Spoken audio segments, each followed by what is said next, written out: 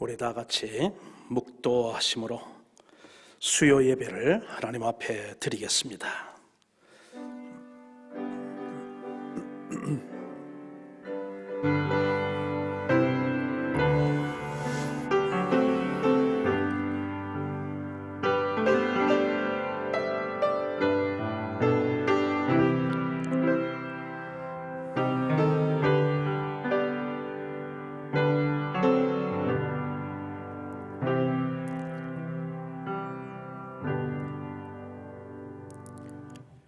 여호와여, 내가 깊은 곳에서 주께 부르짖었나이다.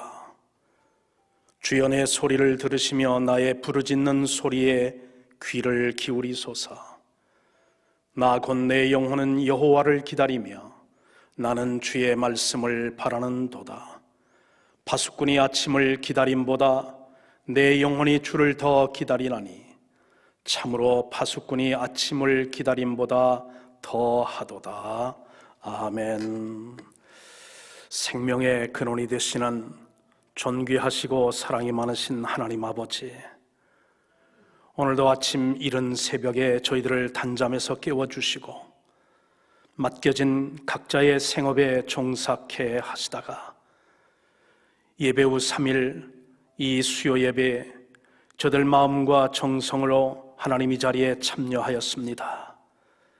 예배당에 모인 사람들도 있고 각 가정에서 하나님 예배를 드리는 사랑하는 가족들도 있습니다. 하나님, 간절히 기다리오니 주여, 그리고 기도하옵나니 우리에게 말씀하여 주옵소서.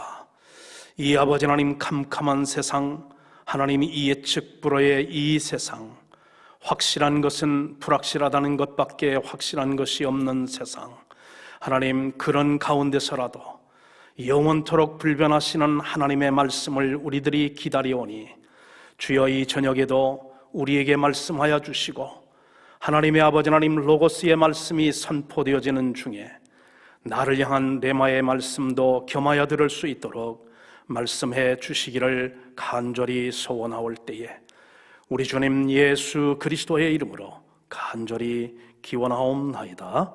아멘. 우리 찬송가 352장 찬송 같이 부릅니다. 352장.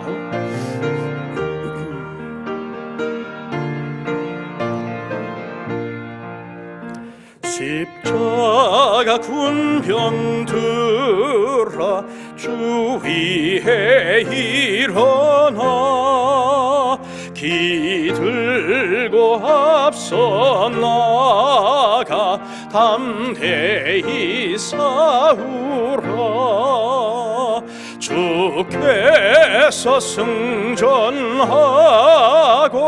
영광을 얻도록 그 군대 거느리사 이기게 하시네. 십자가 군병들아, 주 위에 일어나 큰 나팔 소리 듣고 곧 나가 싸우라. 수 없는 원수 앞에 주 따라갈 때에 주 예수 힘을 주사 강하게 하시네. 십자가 군병들아, 주 위에 일어나 내 힘이 부족하니 주 권능 믿으라. 복음의 갑주 입고 늘 기도하면서 너 맡은 자리에서 주 충성을 다하라. 십자가 군병들아 주 위에 일어나 이날에 접전하고 어깨가 부르라. 승전한 군사들은 영생을 얻으며 영광의 주와 함께 왕노라.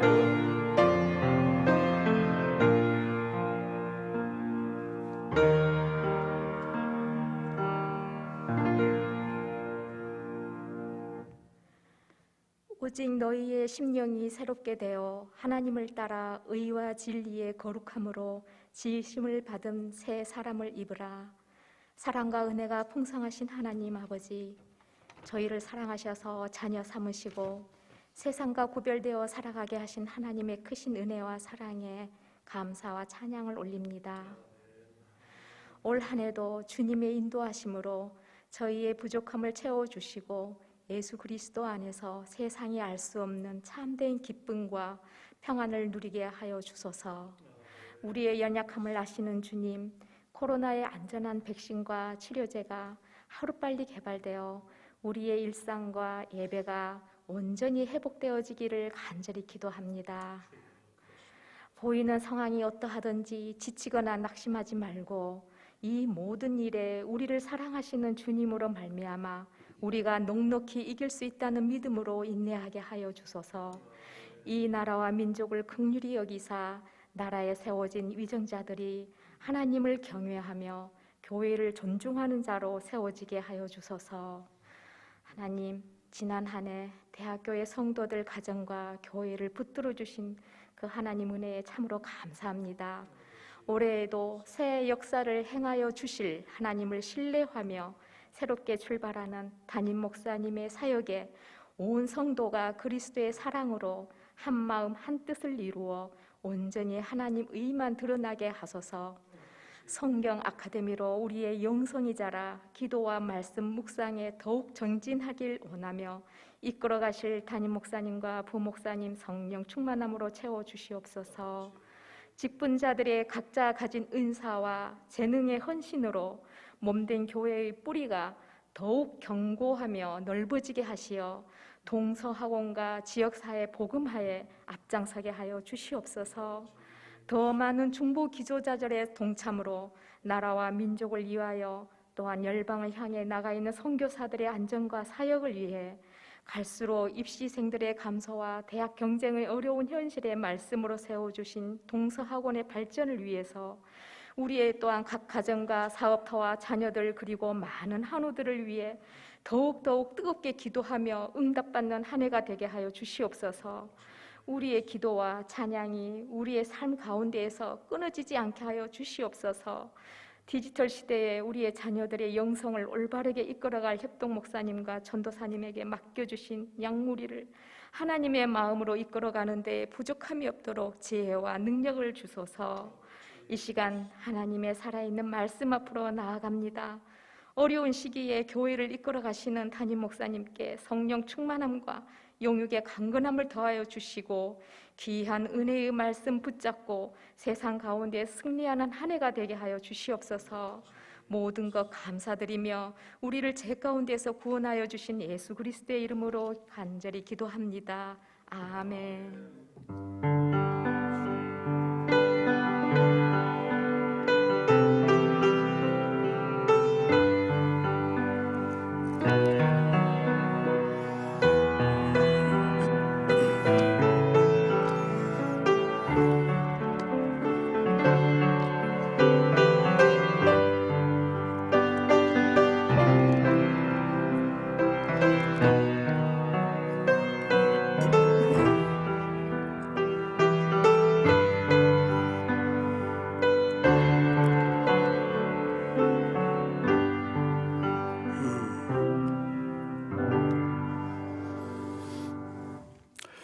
오늘 하나님께서 우리에게 주시는 말씀은 출애굽기 7장 1절로 13절 말씀이 됩니다. 우리 다 같이 성경을 찾으셔서 하나님의 말씀을 한 목소리로 같이 합독하십니다. 출애굽기 7장 1절로 13절 말씀 우리 함께 합독하십시다. 여호와께서 모세에게 이르시되 볼지어다 내가 너를 바로에게 신같이 되게 하였은즉 네 형 아론은 네 대언자가 되리니 내가 네게 명령한 바를 너는 네 형 아론에게 말하고 그는 바로에게 말하여 그에게 이스라엘 자손을 그 땅에서 내보내게 할지니라. 내가 바로의 마음을 완악하게 하고 내 표징과 내 이적을 애굽 땅에서 많이 행할 것이나 바로가 너희의 말을 듣지 아니할 터인즉 내가 내 손을 애굽에 뻗쳐 여러 큰 심판을 내리고 내 군대 내 백성 이스라엘 자손을 그 땅에서 인도하여 낼지라. 내가 내 손을 애굽 위에 펴서 이스라엘 자손을 그 땅에서 인도하여 낼 때에야 애굽 사람이 나를 여호와인 줄 알리라 하시매 모세와 아론이 여호와께서 자기들에게 명령하신 대로 행하였더라. 그들이 바로에게 말할 때에 모세는 80세였고 아론은 83세였더라.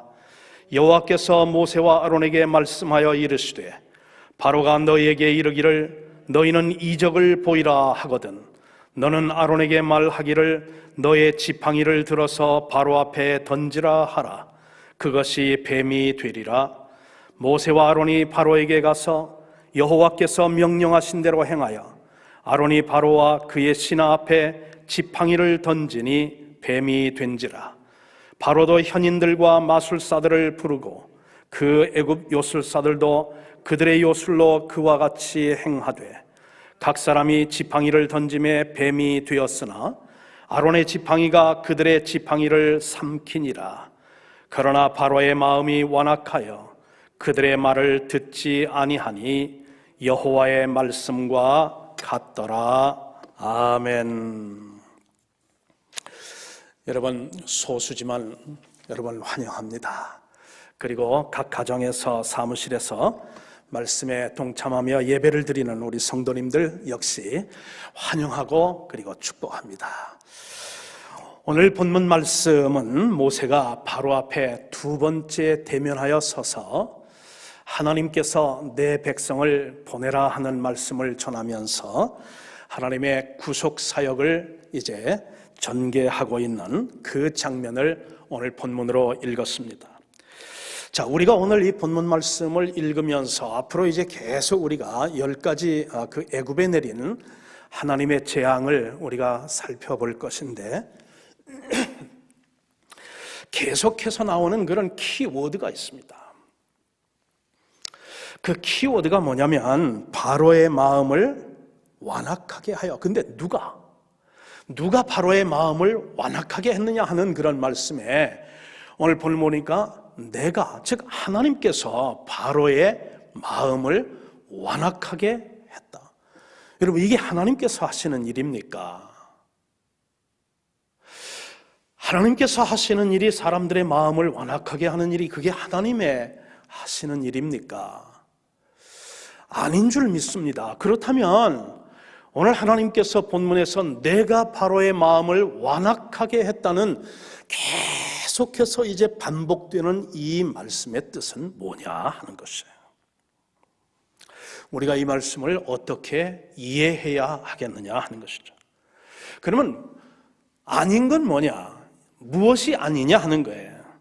여러분, 본래 이제 바로의 마음은 참 선하고 그리고 착했는데 어느 날 갑자기 하나님께서 바로의 마음을 강팍하게 하고 완악하게 하고, 바로의 마음은 그러고 싶지는 않은데 그냥 강압적으로 그렇게 바로의 마음을 완악하고 강팍하게 했다는 그런 말씀입니까?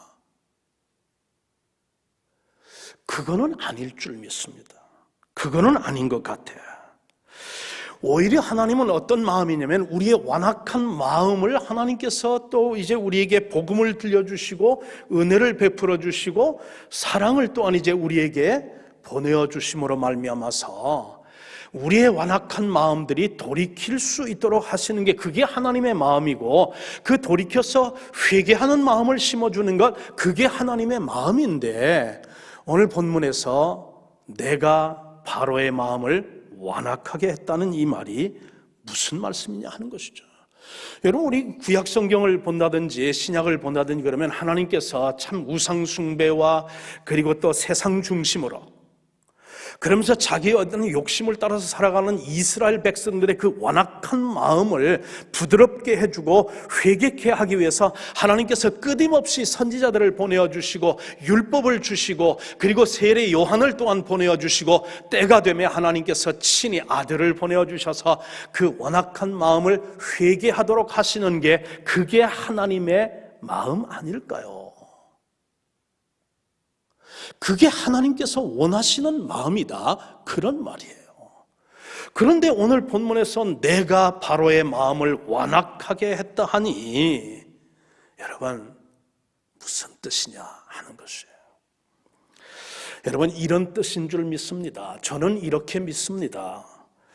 하나님께서 바로의 마음이 워낙 강팍하고 워낙 악독하고 그리고 완악하니까 그 바로의 완악한 마음의 상태 그대로 하나님께서 버려두셨다, 그런 뜻 아닐까요? 이걸 우리가 여러분 신학적인 전문 용어로는 이건 유기라고 하죠. 버려두신다, 그런 얘기입니다. 그런 마음의 상태로, 그런 죄악의 상태로, 그런 불행의 상태로 하나님께서 그냥 버려두신다. 그게 오늘 바로의 마음을 완악하게 했다는 그런 이제 뜻인 줄 믿습니다. 여러분 보세요. 하나님께서 우리를요 완악한 그런 마음의 상태로, 그런 영적인 상태로 버려두면요 우리는 소망이 없는 사람입니다. 여러분 보세요. 한때 참 수완이 있고 그러면서 능력 있고 하나님 앞에 열정적으로 섬김으로 해서 정말 제사장으로 이렇게 부름을 받았던 엘리 제사장이 있지 않습니까? 자, 엘리 제사장에게는 아들 둘이 있었습니다. 홈리와 비느하스라고 하는 두 아들이 있었죠. 그런데 이 지금 가문이, 이 제사장 가문이 말입니다, 몰락을 했잖아요. 근데 어디서부터 그렇게 몰락이 됐느냐 하는 것이에요. 물론 이제 홈리와 비느하스가 하나님께 드리는 그런 어떤 예배의 그 예물을 가로채는 그런 이제 일도 했고, 그리고 또한 이제 그 성전 그 문을 그렇게 섬기는 그런 여인들과 부정한 그런 행위를 했던 것도, 그것도 또한 마음이 완악한 거였지만, 여러분 이 가문이 여러분 한시에 그렇게 몰락하게 된 건 뭐냐면, 여러분 아들들이 그렇게 행하면 아버지라도 따끔하게 아들들을 불러다가 그렇게 훈계를 하고 경계를 하고, 너희가 지금 제사장의 그런 이제 가정에 태어난 아들로서 어찌 이런 일을 할 수 있느냐, 너희들이 장차 이제 제사장의 그런 역할들을 감당해야 할 사람들이 이게 무슨 짓이냐 하면서, 그러면서 따끔하게 경계를 하고 훈계를 하고 그렇게 했었어야 되는데, 성경 말씀을 보면은 여러분 엘리가 하나님 사랑하는 것보다 아들들을 더 사랑함으로 그랬어. 두 아들은 전쟁터에서 블레셋과 싸우면서 죽었습니다. 여러분 그 이제 비보를 전해 들은 이제 엘리가 의자에서 떨어져서 고개가 이제 부러지면서 죽었습니다. 하나님의 그런 영광과 하나님의 그런 어떤 그런 은혜가 그 집에서 떠나감으로 말미암아 엘리 제사장은 이가봇 가정이 되었고, 그러므로 말미암아 그렇게 완악해진 그들의 마음을 하나님께서 결국은 버려두시니까 하나님의 종의 가정일지라도 이렇게 이가봇하는 가정이 되어 불행을 경험하게 되더라 하는 것입니다. 여러분 이 사건이 우리에게 주는 복음적인 감격은 뭐냐 하는 것이죠. 하나님의 말씀을 우리가 읽으면서 이거는 지금 수천 년 전 나하고는 아무 상관이 없는 그 엘리 제사장과 그리고 바로와 그리고 또한 그런 사람들에게 있었던 일이 나하고는 아무 상관이 없는 일, 그러고 지나치지 말라 하는 것이요. 하나님의 말씀을 읽고 사건들을 우리가 접하고 그러면서 그것들을 우리가 읽고 묵상할 때에 이 말씀이 나에게 주고 우리 가정에 주고 우리 교회에 주고 우리 민족에 주는 그런 메시지는 무엇인가, 그거를 항상 우리에게 붙잡으려고 거기서 하나님의 그 음성을 들으려고 부단히 노력을 할 때에 그것이 우리에게 은혜가 되고 그것이 우리의 믿음이 성장하게 되고 그것이 바로 이제 믿음은 들음에서 난다고 하는 그런 이제 말씀인 줄 믿습니다. 여러분, 이 사건을 통해 우리가 이제 받는 복음의 감격은 무엇이면 여러분과 저도 예수님을 믿기 이전에는 우리도 우리의 마음이 우리의 선한 그런 마음이 아니라 악한 행실로 본질상 진노의 자녀이었더니라는, 여러분, 그런 면에서 우리도 바로와 다를 바가 없었던 사람들이다 하는 것이에요. 그렇게 우리도 본질상 우리 마음속에 악한 생각으로 악한 일을 행하던, 그래서 하나님의 어떤 그런 그 말씀대로라면 본질상 진노를 받아 멸망받고 심판받아 마땅한 우리였지만 하나님께서 우리에게 말씀하여 주는데 에베소서 2장 4절에 보니 이런 말씀을 하고 있어요. 긍휼이 풍성하고 풍성하신 하나님이 우리를 사랑하신 그 큰 사랑을 인하여 허물로 죽을 우리를 그리스도와 함께 살리셨다 하는 거죠.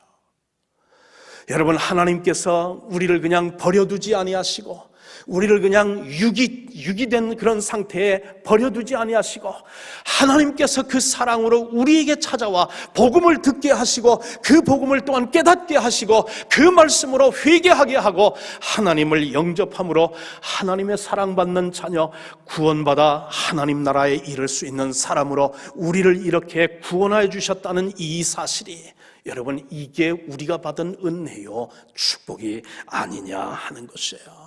그러니 우리의 정말 하나님을 믿음으로 말미암아 그렇게 우리의 행위로 된 것이 아니라 하나님의 은혜로 우리가 구원을 받았으니, 여러분, 이 하나님의 은혜와 이 긍휼하심에 감사하면서 날마다 살아가시는 우리 성도님들 되시기를 주님의 이름으로 축원합니다. 자, 오늘 밤 우리가 본문에서 두 번째 살펴볼 그런 내용은 무엇이냐면, 하나님께서 바로를 그 완악한 마음의 상태로 그냥 버려두시니까 무슨 일이 뒤따랐느냐 하는 것입니다. 그리고 그것이 우리에게 주는 현대적인 교훈은 또 무엇이냐 하는 것을 살펴보기를 원합니다. 여러분, 하나님께서 그 바로의 그런 완악한 마음대로 우리를 버려놓으니까 어떤 결과가 나타나냐면, 여러분 4절을 보니 이런 말씀이죠. 바로가 너희의 말을 듣지 아니할 터인즉. 그래서 여러분, 하나님께서 우리 완악한 마음 상태로 우리를 버려두시면 첫 번째 나타나는 게 뭐냐면 하나님의 말씀을 들으려고도 하지 아니하고 들을 마음도 없고 들려진다고 해도 그 말씀을 기뻐하지 않고 믿지 않고 순종하지 않는 단계로 나아간다고 하는 거죠. 여러분, 그런 의미에서 여러분, 내 마음이 지금 강팍하냐 그렇지 않느냐, 내 마음이 지금 완악하냐 완악하지 않느냐, 여러분 그것을 우리가 가늠하고 테스트할 수 있는 그런 방법 하나가 무엇이냐면 내가 하나님의 말씀을 듣는 것을 즐거워하느냐 즐거워하지 않느냐 하는 것, 하나님의 말씀을 묵상하는 것을 즐거워하느냐 즐거워하지 않느냐 하는 것, 하나님의 말씀이 선포되어질 때에 그 말씀이 나에게 즐겁게 들려지느냐 그렇지 않느냐, 이것이 우리의 마음 상태를 가늠하는 그런 테스트인 줄 믿습니다. 여러분, 마음이 완악한 채로 버려진 바로가 제일 먼저 한 것이 뭐냐면 하나님의 말씀을 듣지 아니하였다 하는 것이에요. 여러분, 바로가 인간의 말이기 때문에, 그냥 하찮은 그런 유대인, 자기 어떤 그런 노예의 한 사람이기 때문에, 그래서 모세의 어떤 그런 신분이라든지 그가 인간이기 때문에, 인간이 한 말이기 때문에 그래서 그것을 듣지 않은 그런 말이 아니라는 거죠. 바로도 이게 하나님의 말씀이라는 것을 알고 있었지만 그럼에도 불구하고 하나님의 말씀을 듣지 않았다 하는 것이에요. 하나님의 말씀을 듣지 아니하려는 것이야말로 징계받은 자의 그것의 특성인 줄 믿습니다. 여러분 보세요. 하나님의 그런 성소에 지금 두 사람이 있습니다. 한 사람은 엘리 제사장입니다. 그리고 한 사람은 어린 사무엘입니다. 자, 똑같은 장소에 똑같은 두 사람이 있는데 하나님의 말씀과 하나님의 부르심이요 동시에 들려졌습니다. 그런데 어린 사무엘은 그 하나님의 음성을 들었습니다. 그런데 노련하고 그리고 오랫동안 하나님을 섬겼던 제사장 엘리는 하나님의 성소에 지금 퍼져나가는 하나님의 음성을 듣지를 못했다 하는 것이에요. 왜 그렇습니까? 물론 엘리의 어떤 그런 이제 나이가 많기 때문에 귀가 어두워서 못 들었다고 그렇게 우리가 생각할 수도 있겠지만 그것이 다겠느냐 하는 것이에요. 이미 하나님의 영광이 그 가문에서 떠났고 하나님께서 자기 아들을 하나님 사랑하는 것보다 더 사랑하는 그런 엘리의 그 마음 상태로 하나님께서 버려두게 되니까 예전에는 민감하게 들리던 그런 이제 하나님의 음성이 들리지를 않습니다. 예전에는 민감하게 반응하던 하나님의 어떤 그 부름에 그렇게 민감하게 반응할 수가 없어요. 무슨 얘기입니까? 하나님께서 완악한 마음 그 상태로 우리를 버려두니까 제일 먼저 나타나는 그 증거가 무엇이냐면 하나님의 말씀이 들리지를 않기 시작하더라 하는 것입니다. 이게 불행의 시작이다 하는 거예요. 여러분, 이게 지금 수천 년 전 구약시대에만 그것이 적용되는 것이 아니라 여러분과 제가 살아가고 있는 이 시대에도 동일하게 지금 역사되는 그런 영적인 원리인 줄 믿습니다. 그런데 반하여 여러분, 성경은 우리에게 말합니다. 복 있는 자의 특징은 무엇입니까? 복 있는 자의 특징은 소극적으로 적극적으로 두 가지로 나누는데, 소극적으로는 어떤 것이 있습니까? 악인의 꾀를 좇지 아니하고 죄인의 길에 서지 아니하고 오만한 자의 자리에 앉지 않는 소극적인 것과 동시에 적극적인 행동이 있는데, 여호와의 말씀을 즐거워하여 주의 말씀을 주야로 묵상하는 것, 하나님의 말씀을 즐거워하고 말씀을 읽는 것을 즐거워하고 말씀을 묵상하는 걸 즐거워하고 말씀이 선포되어질 때 그 말씀을 듣는 것을 즐거워하는 것, 그게 바로 복 있는 자의 특성이고, 복 있는 자에게 하나님께서 주시는 축복은 뭐냐면 시냇가에 심기운 나무와 같이 시절을 쫓아 늘 푸르며 그리고 잎사귀가 마르지 아니하며 그러면서 시절을 쫓아 열매를 맺는 것, 그것이 바로 여러분 하나님의 은혜를 경험한 복 있는 사람의 특징인 줄 믿습니다. 여러분, 내 백성을 보내라, Let my people go, 그런 명령과 함께 시작된 하나님의 구원 사역에 오늘 보니까 반대 세력으로 등장하는 그런 이제 세력이 있습니다. 하나님의 구원의 역사를 그것을 좌초시키고 그것을 방해하고 회방하는 그런 이제 세력이 등장을 하는데, 그게 누구냐면 애굽의 마술사라고 하는 이런 인물들입니다. 마술사들은 그들이 가진 능력으로 바로의 마음을 미혹했습니다. 미혹하였을 뿐만 아니라 하나님의 구속 사역을 방해하고 있는 모습을 오늘 우리는 성경에서 이제 찾아보게 됩니다.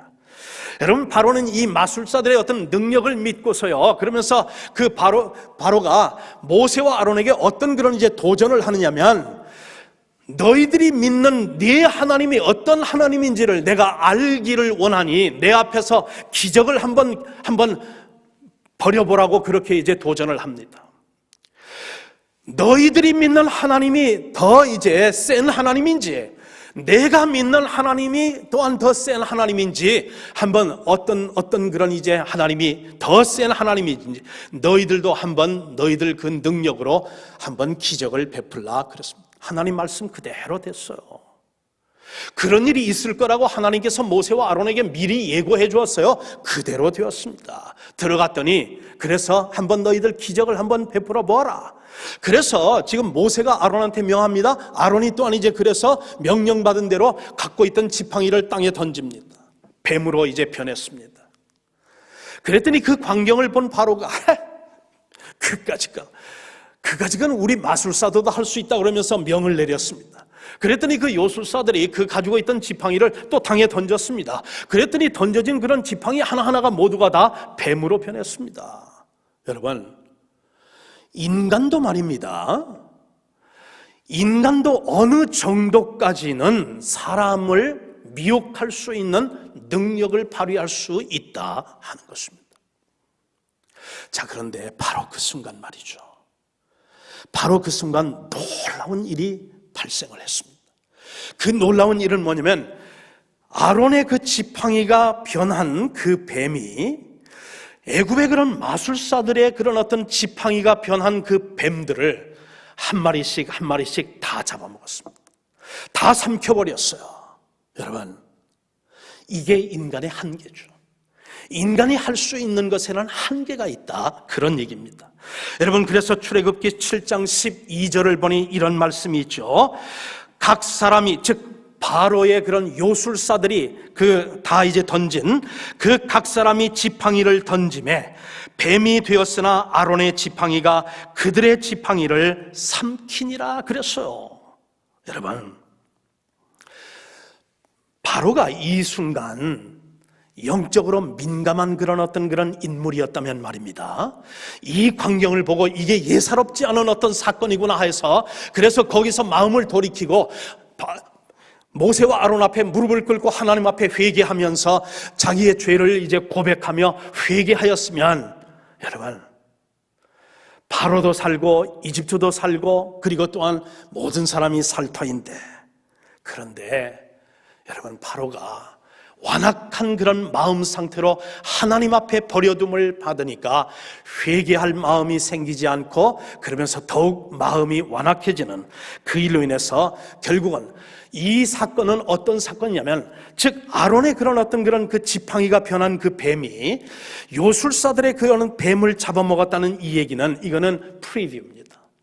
장차 하나님께서 이스라엘을 어떻게 구원하시고 바로와 이집트를 어떻게 심판하실 것인지 하는 것에 대한 10가지 재앙의 그 미리 보기라는 것, 프리뷰라는 거죠. 하나님께서 그런 역사를 어떻게 이루는지 우리가 다음 주일부터 우리가 이제 묵상을 하게 될 터인데, 이렇게 여러분, 황궁에서 바로와 그리고 모세와의 이 황궁에서의 대결은 모세의 일방적인 그런 승리로 그렇게 끝나고 말았다는 것이고요. 이것은 장차 이제 10가지 재앙에서 하나님께서 어떻게 이 바로의 마음을 그리고 이집트를 심판하시는가 하는 것에 대한 미리 보기의 그런 사건으로 우리는 이제 해석할 수가 있다 하는 것입니다. 사랑하는 성도님 여러분, 무소불위의 권력과 바로와 그리고 바로의 요술사들을 대항하여 당당하게 맞섰던 이 지금 모세의 기적은 어디서부터 비롯되었느냐 하는 것이에요. 이 모세의 기적이 어디서 발원했느냐 하는 것입니다. 무엇에서 이런 기적이 나타났냐 하는 것도 우리는 한번 질문을 하면서 그 질문에 답을 할 필요가 있습니다. 여러분, 모세의 힘이었습니까? 아론의 어떤 달변이었습니까? 아니면 아론의 그런 어떤 지팡이 그 자체가 뭔가 능력을 가지고 있었던 것입니까? 그렇지가 않음을 여러분이 알고 제가 알지 않습니까? 여러분, 성경은 그 비결이 모세에게 있는 것도 아니고 아론에게 있는 것도 아니고 지팡이에 있는 것도 아니고 그 어떤 것도 아니라 성경 말씀은 이렇게 말하고 있죠. 출애굽기 7장 6절을 보니까 이 기적의 원동력과 그리고 또한 그 발상은 어디서냐면, 출애굽기 7장 6절을 보니 모세와 아론이 여호와께서 자기들에게 명령하신 대로 행하였더라 그랬습니다. 즉 하나님의 말씀을 그대로 믿고 그 하나님의 말씀을 그대로 순종한 그 모세와 아론의 그 믿음이 이 기적을 가능케 했다 하는 말씀 아닐까요? 하나님의 기적과 능력은 말씀대로 순종하는 데 있다는 사실을 우리는 기억할 필요가 있어요. 우리 어떤 그런 취향과 기호와 그리고 어떤 형편과 처지에 따라서 하나님의 말씀을 내 마음대로 재단하면 안 된다는 것이요, 가위질하면 안 된다는 것이죠. 하나님의 말씀을 내 취향대로 그렇게 재단하면 안 되는 것이 하나님의 말씀이다 하는 것입니다. 하나님의 말씀은 선한 말씀도 아닙니다. 하나님의 말씀은 살아있는 말씀입니다. 그래서 하나님의 말씀은 내가 향상시킬 수 있는 말씀이 아니에요. 내가 더 업그레이드 시킬 수 있는 말씀이 아니에요. 하나님의 말씀은 받든지 아니면 또한 거부하든지 그 둘 중에 하나인데, 오늘 모세와 아론은 하나님께서 말씀하신 그대로 다 행하였다고 말씀을 하고 있습니다. 하나님의 말씀을 그대로 온전히 순종하는 것, 그것이 하나님의 능력을 체험하는 그런 이제 지름길인 줄 믿습니다. 여러분 보세요. 성경에 보면 사울 왕, 여러분 사실 잠재 능력이 가장 뛰어난 사람은 누구냐면 성경의 인물들 중에서 여러분 사울 왕이었습니다. 잘생겼습니다. 키도 훤칠했습니다. 이스라엘의 그 모든 사람들 중에 초대 왕으로 그렇게 여러분 그렇게 선택될 수 있었다고 하면 여러분 사울은요 대단한 사람이었습니다. 그렇게 잠재 능력과 가능성이 많았던 사울이 왜 그렇게 비참한 그런 불행의 주인공이 되었습니까? 아말렉과의 전쟁을 하고 하나님께서 또한 이제 선지자를 통해서 아말렉에 속한 모든 것은 다 진멸하라고 그랬어요. 근데 아말렉을 물리치고 나서 전쟁을 승리로 하고 나니까 보니까 아말렉에 있는 좋은 것들이 막 눈에 들어오는 거예요. 그래서 또한 이제 그 하나님의 말씀을 거역하고 부분적으로만 순종하여 좋은 것은 남기고 그렇지 못한 것들은 다 진멸했잖아요. 여러분 사울이 여러분 불순종한 건 아닙니다. 불순종한 건 아니고 순종은 했는데 부분적으로 partially obedient 했다 하는 것입니다. 그런데 부분적인 순종도 온전한 순종은 아니다 하는 것입니다. 또 한 사람의 우리 예를 한번 들어볼까요? 여러분 요나 선지자는 어떻습니까? 요나 선지자를 한번 보세요. 하나님께서 니느웨에 가서 하나님의 말씀을, 임박한 심판의 말씀을 전하라고 했어요. 그런데 지금 요나 선지자는 자기 어떤 그런 민족적인 우월감과 그리고 감정으로 인해서 니느웨 사람들에게 가서 행여라도 말씀을 전하면 저들이 돌이켜서 회개하고 구원받을까 봐 그래서 하나님의 낯을 피하여 지금 반대 방향으로 떠나잖아요. 풍랑을 만나지 않습니까? 여러분 이 풍랑으로 인해서 여러분 요나 선지자 자체도 자신도 참 큰 그런 고통을 받았지만 여러분 그 배에 승선하고 있던 무고한 사람들이 얼마나 그들이 고통을 당했느냐 하는 것이에요. 얼마나 두려움과 고통 가운데 떨어져야만 하느냐 하는 것이죠. 배를 가볍게 하고 그래서 좀 이렇게 문어버할 수 있기 위해서 배에 있는 모든 짐들을 개인 재산들을 다 바닷가에 던져버리고 말았지 않습니까? 여러분 고통을 받았을 뿐만 아니라 엄청난 경제적인 손실까지도 미친 것이 한 사람, 요나라는 사람이 하나님의 말씀을 여러분 순종하는 것을 지연시킴으로 말미암아 빚어진 불행과 손해, 고통 아니었느냐 하는 것이에요. 여러분 요나가요 하나님의 말씀을 불순종한 게 아닙니다. 요나도 궁극적으로는 순종을 했어요. 그런데 요나의 순종은 지연된 순종이었다 하는 것입니다. 즉각적으로 순종해야 할 하나님의 명령을 그것을 지연시키고 자꾸 그걸 미루었기 때문에 자기도 고통을 받고 다른 사람들도 고통을 받은 것 아니냐 하는 것이죠. 여러분도 아마 신문지상이라든지 매스컴을 통해서 들으셨을 거예요. 여러분 참 가슴 아픈 일인데 정인이라는 어린아이 있지 않습니까? 태어나서 16개월 살다가 피워보지도 못하고 지금 그 꺼진 그런 이제 정인이의 그 인생 말입니다. 오늘 그동안에는 밝혀지지 않던 그런 이제 그 사건, 그 사인, 정인이가 죽은 그 사인, 그 원인이 오늘 법정에서 이제 공소되는 그런 가운데에 밝혀졌는데 사인이 뭐로 밝혀졌느냐면 췌장이 끊어져서 그 아이가 죽었다는 것 아닙니까? 물론 수시로 학대를 당하고 그리고 또한 이제 그러면서 그렇게 고통을 받았지만 결정적으로 정인이가 목숨을 잃은 것은 췌장이 끊어졌는데 췌장이 왜 끊어지느냐 이 말이에요.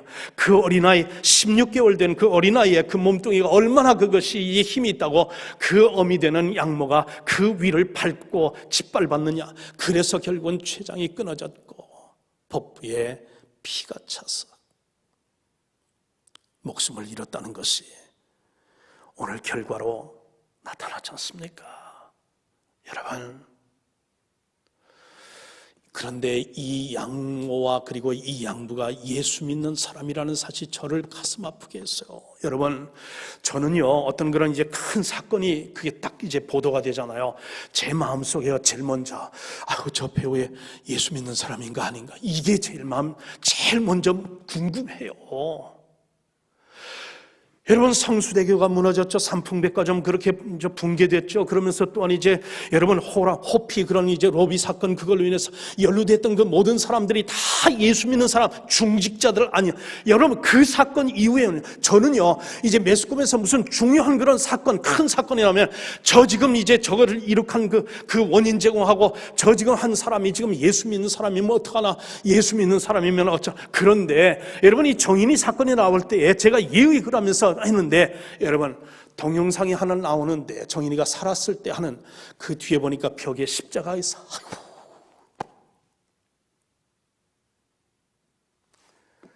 그런데 오늘 알고 보니까 이 양부와 양모가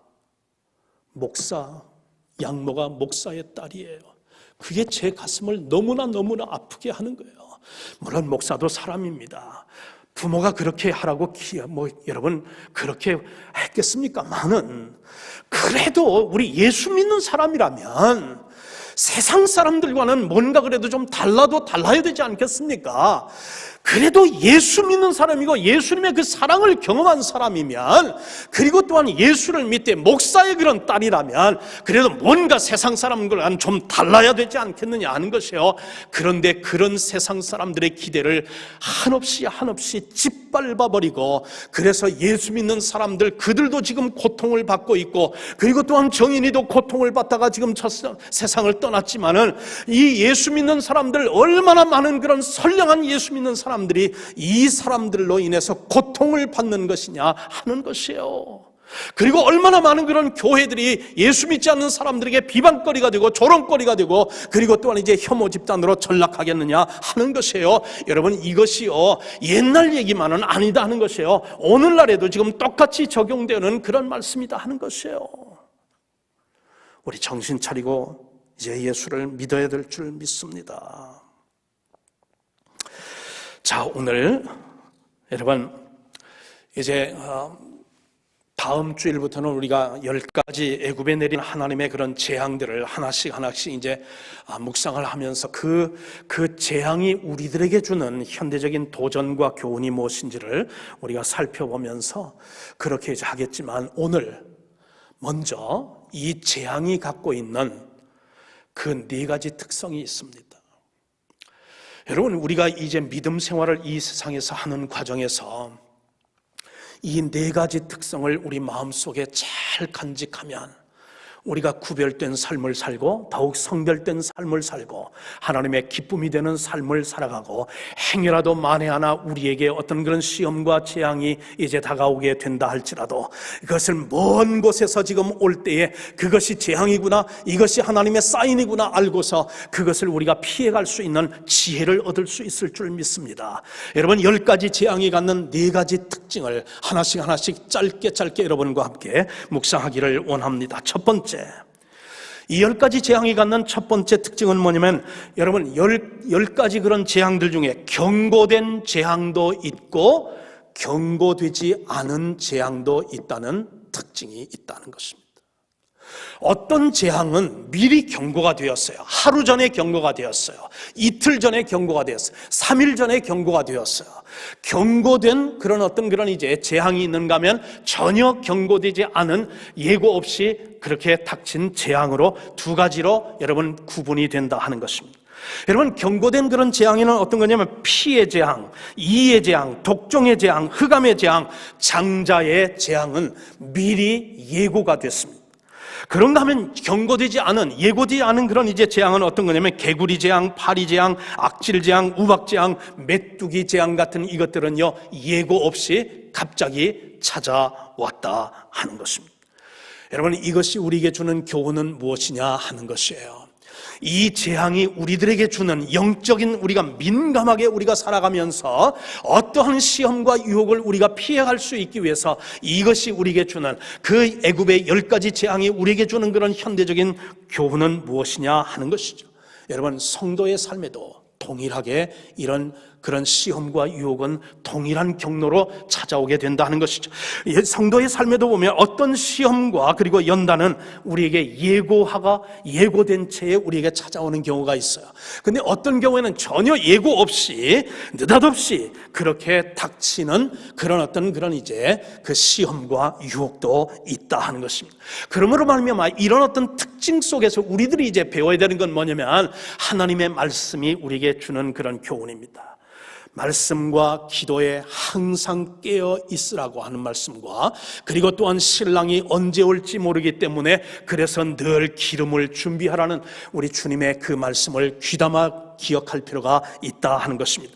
두 번째 이 10가지 재앙이 갖는 특징은 뭐냐면 이스라엘과 애굽이 함께 받는 그런 재앙이 있는가 하면 애굽 사람들에게만 이제 임하는 재앙이 구별이 되고 있다 하는 것입니다.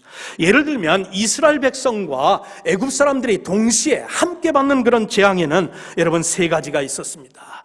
나일강이 피로 변하는 그런 이제 피해, 그리고 개구리가 나일강에서 올라와서 악취를 그렇게 풍기는 그런 이제 재앙이라든지, 티끌이 이로 변하는 그런 어떤 재앙은요, 이것은요 이스라엘 백성들도 그리고 애굽 사람들이 함께 받은 고통이었습니다. 그런가 하면 나머지 7가지는 구별하여 그래서 받은 온 그런 재앙인데, 이 7가지의 재앙들은 이집트 사람들에게만 임한 것입니다. 예를 들면 말이죠, 흑암이 3일 동안 이집트 사람들을 괴롭혔습니다. 그런데 여러분 출애굽기 10장 23절에 보면 3일간 고센 땅에는 빛이 있더라 그랬어요. 즉 고센 땅은 여러분 이스라엘 백성들이 살고 있는 곳이죠. 그런가 하면 여러분 우박의 그런 어떤 재앙을 보게 되면 여러분 출애굽기 9장 26절에 이런 말씀이 있어요. 이스라엘 자손들이 있는 그곳 고센 땅에는 우박이 없었더라 하는 것입니다. 그래서 두 번째 그런 특징은, 어떤 재앙은 여러분 애굽 사람들과 이스라엘 백성들이 동시에 함께 받는 것과, 그리고 또한 이제 이스라엘 백성들은 그 고통에서 제외되는 그런 이제 재앙도 있는데, 여러분 이 죄악된 세상에서 우리가 살면서 예수 믿는 사람이든 믿지 않는 사람이든 공의받는 그런 고통들도 있죠. 우리가 지금 경험하고 있는 이 코로나, 여러분 이 전염병, 이것으로 말미암아 예수 믿는 사람들은 여러분 확진 안 되나요? 아니죠.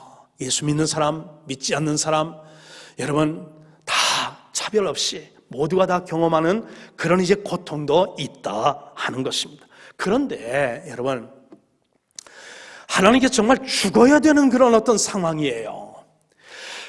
객관적인 입장이나 그런 이제 그 자동차 사고 난 그 현장에서 그 파손된 그 자동차를 보게 되면 그 안에 있는 사람이 살아남을 수가 없는 그런 이제 참혹한 그 어떤 교통사고 상황 속에서도 기적적으로 살아나는 사람을, 그런 소리를 우리가 듣고 우리가 본 경우도 있지 않느냐 하는 것이에요. 여러분 지금도 저에게는요, 지금 한 가지 눈에 선하게 기억되는 게, 캘리포니아에서는 1년에 연중 행사로 계속 산불이 납니다.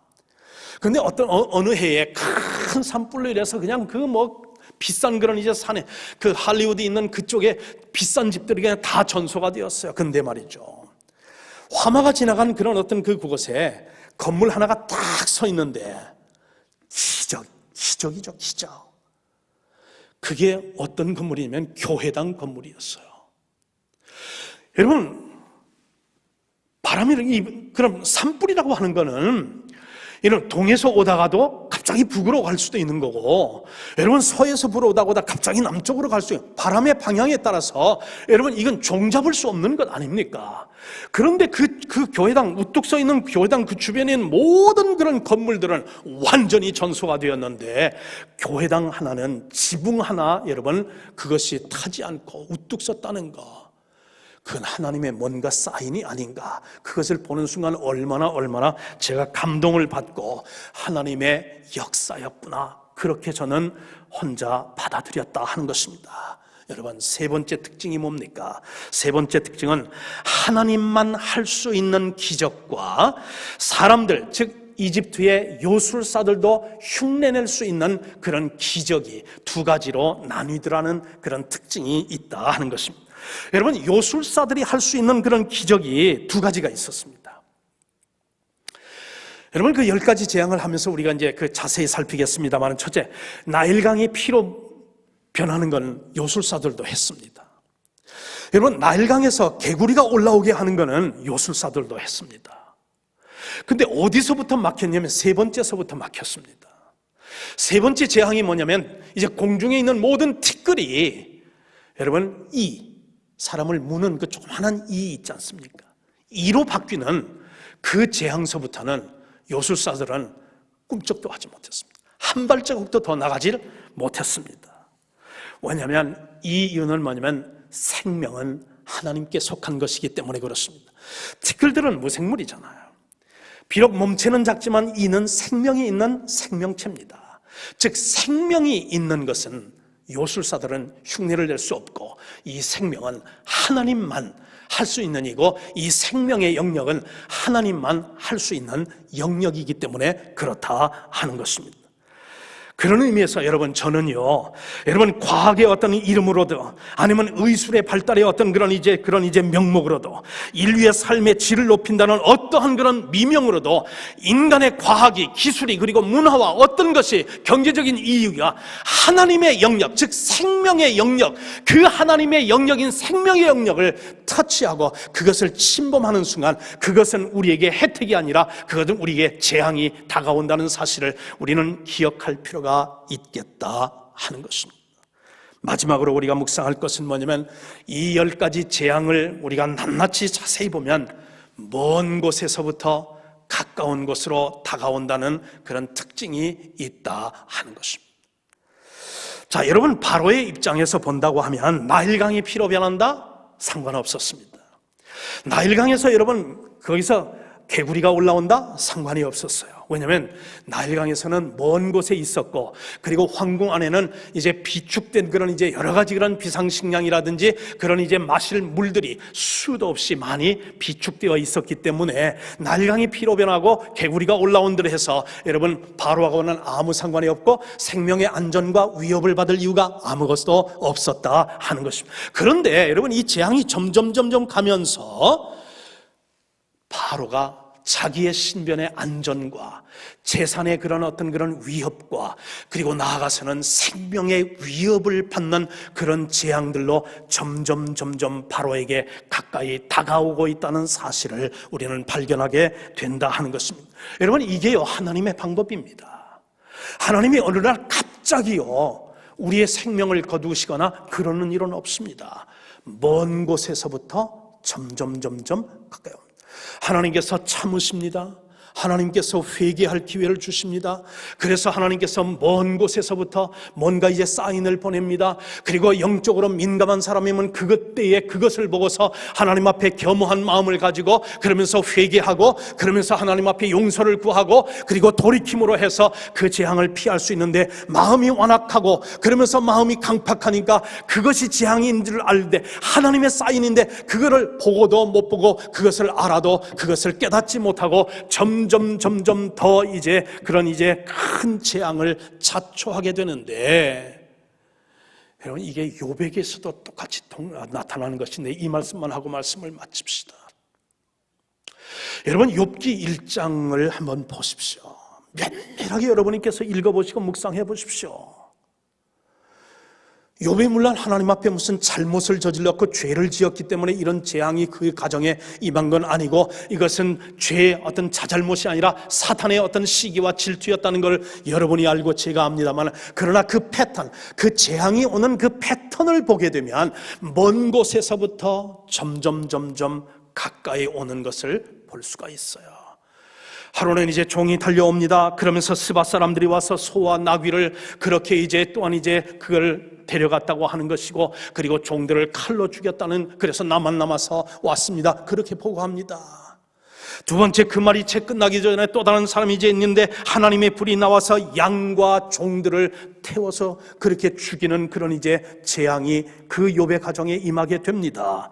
그 말이 채 끝나기도 전에 어떤 종이 또 옵니다. 갈대아 사람들이 와가지고 칼로 우리 종들을 죽이고 그러면서 낙타를 다 빼어서 갔습니다. 그랬어요.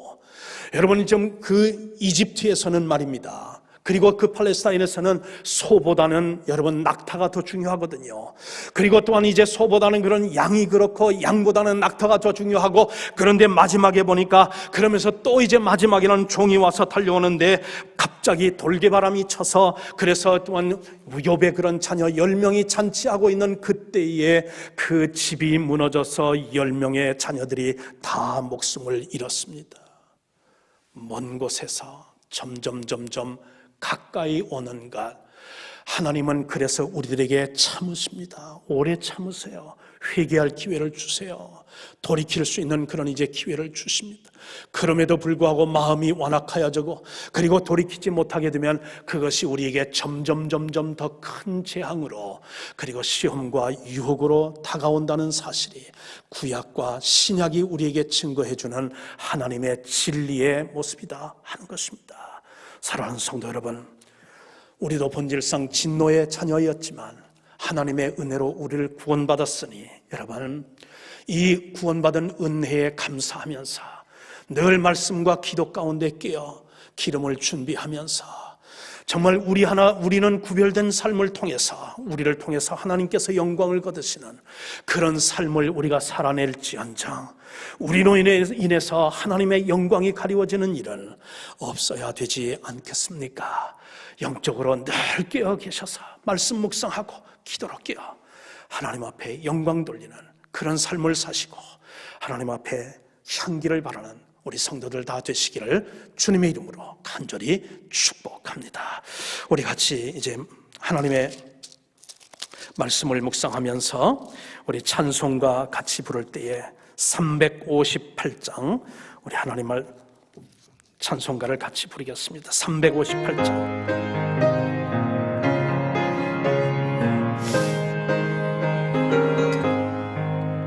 주의 진리 위에 십자가 군기 하늘 높이 들고서 주의 군사 되어 용맹스럽게 찬송하며 나가세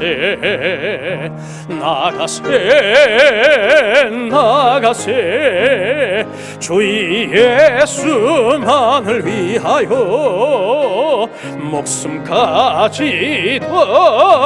바치고 싸움터로 나가세 원수들이 비록 강할지라도 주의 군기 붙잡고 주의 진리 위에 용기 다하여 분발하여 싸우세 나가세 주의 수만을 위하여 목숨까지도 바치고 싸움터로 나가세 산과 들과 바다 가는 곳마다 주의 군기 날리며 반갑고도 기쁜 승리의 소식 온 세상에 전하세 나가세 주의 수만을 위하여 목숨까지도 바치고 싸움터로 나가세 원수들은 이미 예수의 손에 하나 없이 패하고 주의 군기만이 영광스럽게 온 누리에 날리네. 나가세 주 예수만을 위하여 목숨까지도 바치고 싸움터로 나가세. 주님 가르쳐 주신 기도로 마치겠습니다. 하늘에 계신 우리 아버지여, 이름이 거룩히 여김을 받으시오며 나라의 마옵시며 뜻이 하늘에서 이룬 것 같이 땅에서도 이루어지이다. 오늘날 우리에게 일용할 양식을 주옵시고 우리가 우리에게 죄 지은 자를 사하여 준 것 같이 우리 죄를 사하여 주옵시고 우리를 시험에 들게 하지 마옵시고 다만 악에서 구하옵소서. 대개 나라와 권세와 영광이 아버지께 영원히 싸움나이다. 아멘.